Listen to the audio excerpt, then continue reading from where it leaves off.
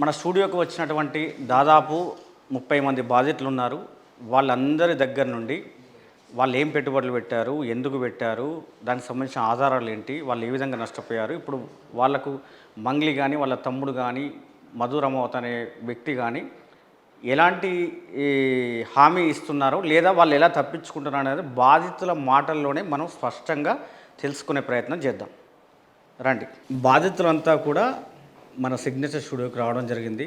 అసలు వాస్తవంగా మంగ్లీ ఆరోపణలు కాకుండా, అడ్వకేట్ సుబ్బు గారి ఆరోపణలు కాకుండా, వాస్తవంగా బాధితులు నిజంగా ఎంత పెట్టారు, ఎంత నష్టపోయారు, వారికి ఏం అన్యాయం జరిగింది అనేది ప్రత్యక్షంగా వారి మాటల్లోనే తెలుసుకుందాం మనం. అన్న, మీ పేరేం పేరు? మధు. మధు. ఎక్కడ మీది? కర్నూలు అండి. కర్నూలు ఎక్కడ? శ్రీనివాస్ నగర్. మీరు ఏం పెట్టుబడి పెట్టారు ఇప్పుడు ఈ మంగ్లీ గారికి సంబంధించిన కుటుంబ సభ్యులు దాంట్లో కంపెనీలో? ఇన్వెస్ట్మెంట్ చేసాం మేము ఇక్కడ. ఏం చేశారు?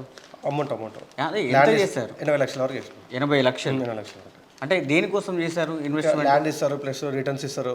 ఇక్కడ హాస్పిటల్ ఉంది, పబ్ ఉంది, స్కూల్ కడుతున్నాము, సిమెంట్ ఫ్యాక్టరీ ఉంది. ఇక్కడ మేము ఇన్వెస్ట్మెంట్ చేసి రిటర్న్ తీసుకుంటాము. అందులో మీకు సమ్ పర్సెంటేజ్ మీకు ఇస్తామని చెప్పి తీసుకున్నారట మా దగ్గర.